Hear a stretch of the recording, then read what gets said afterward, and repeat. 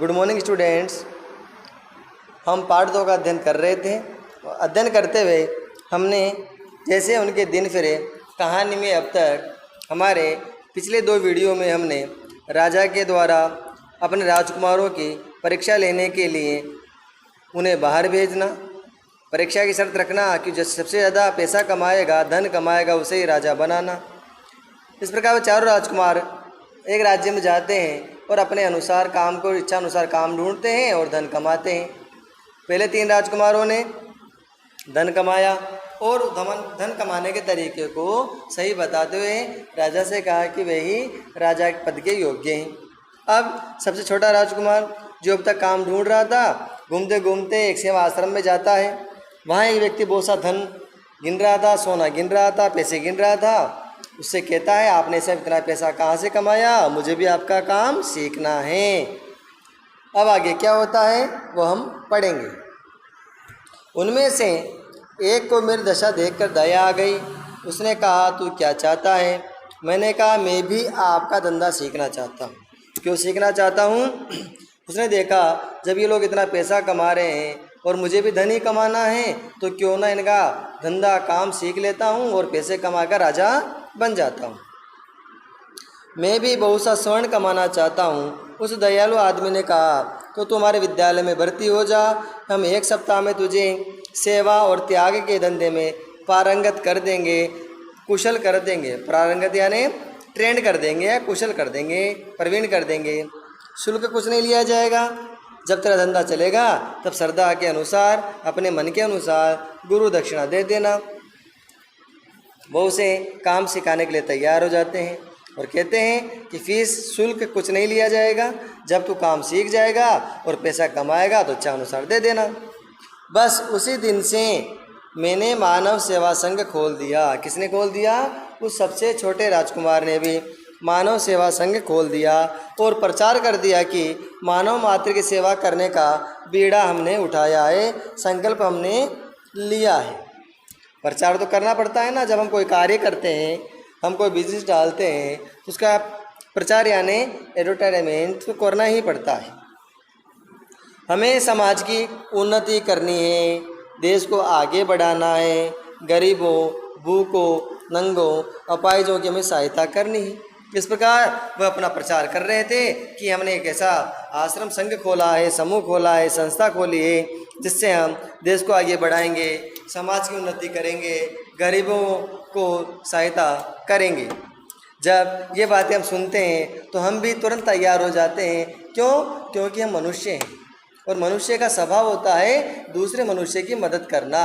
हम जब दूसरे को दुखी देखते हैं तो हम खुद भी दुखी हो जाते हैं और हमारी कमजोरी का ऐसे ही लोग फ़ायदा उठाते हुए हमें मूर्ख बनाते हैं। और कुछ लोग अच्छाई करते हैं, कुछ बुराई करते हैं, लेकिन जो बुराई करते हैं वे लोग इस सेवा त्याग, इस धर्म को एक प्रकार का बिजनेस बना देते हैं, धंधा बना देते हैं और इससे पैसा कमाते हैं और उस पैसे को गलत कार्यों में अपने शौक़ पूरा करने में खर्च करते हैं। जिस पैसे को उन्हें गरीबों की मदद करना चाहिए, वह उनसे अपने ऐशो आराम के लिए बड़े बड़े मकान बनाते हैं, बड़े बड़े फ्लैट बनाते हैं।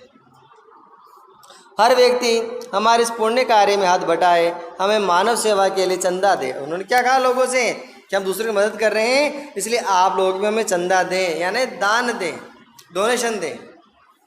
उससे क्या होगा? उससे हम उन गरीबों की मदद करेंगे। हमारे आसपास भी कई ऐसे लोग होते हैं जो दूसरों के नाम पर हमसे पैसा लेते हैं, लेकिन हम खर्च नहीं करते, लेकिन ये हमारी गलती है। जब हमें किसी को दान देना हो तो हमें उसके बारे में ज़रूर जानना चाहिए कि ये इस पैसे का सदुपयोग करेगा या दुरुपयोग। जिसे हम नहीं जानते हैं, ऐसे लोगों को दान देने से पहले उसके बारे में जानना ही हमारे लिए ज़रूरी है। जैसे उस छोटे राजकुमार ने जब देखा कि मानव सेवा और धर्म त्याग से लोग पैसा कमा सकते हैं, तो वह भी लोगों को मूर्ख बनाने के लिए, पैसा कमाने के लिए एक संघ खोल लेता है।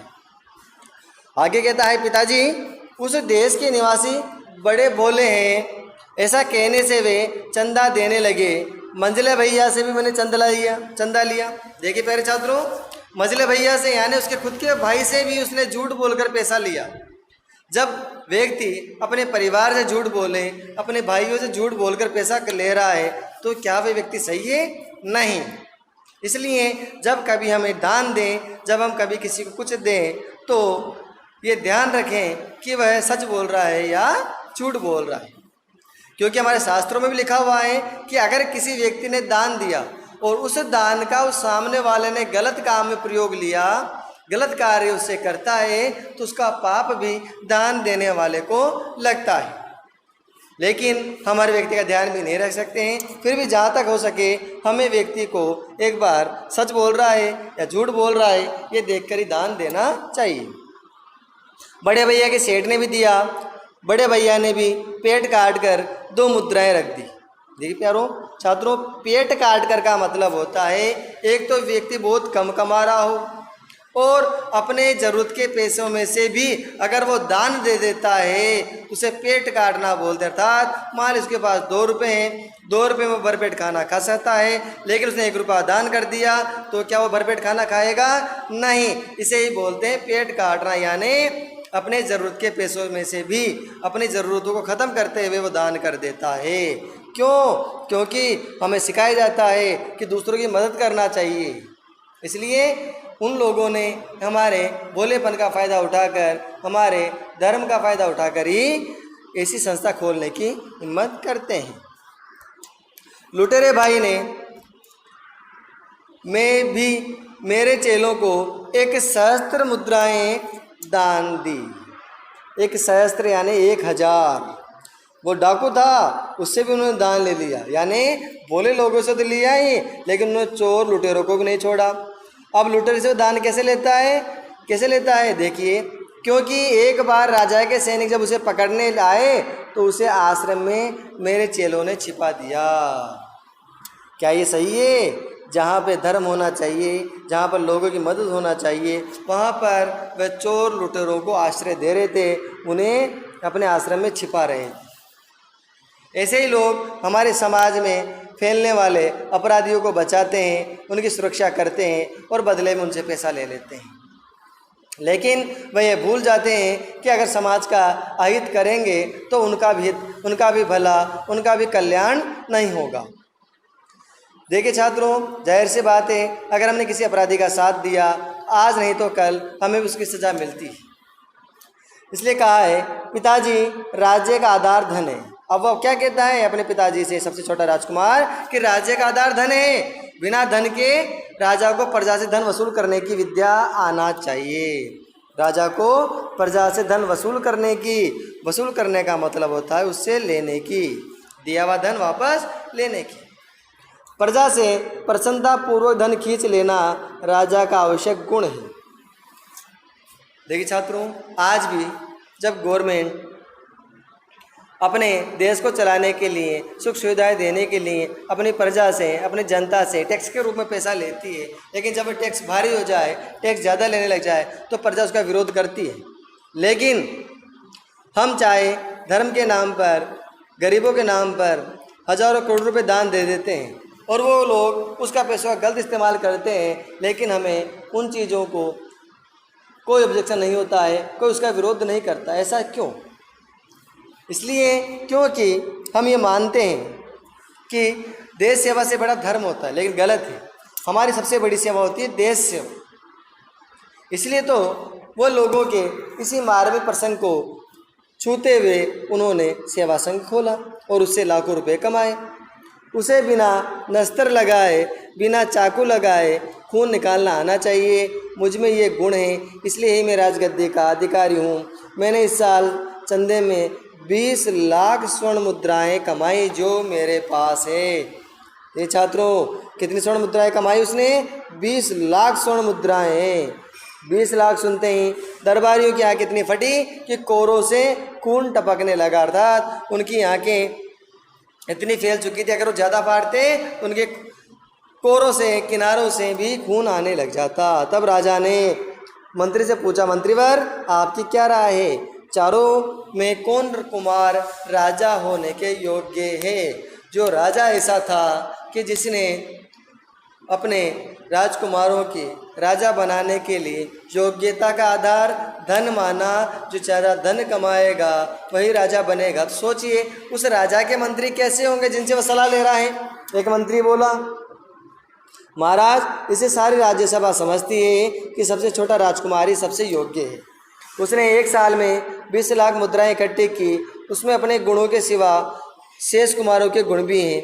बड़े भाई जैसा परिश्रमी है, दूसरे के समान वह साहसी और लुटेरा है, तीसरे के समान बेईमान और धूर्त है।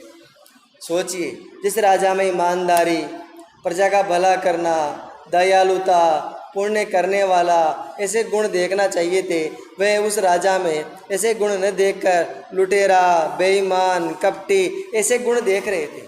सोचिए मंत्री कितने बुद्धिमान होंगे। अतएव उसे राजगद्दी दी जाए। मंत्री की बात सुनकर राज्यसभा ताली बजाने लगी। ताली क्यों बजाने लगी? क्योंकि उन्हें उसका प्रस्ताव अच्छा लगा। दूसरे दिन छोटे राजकुमार को राज्याभिषेक हो गया।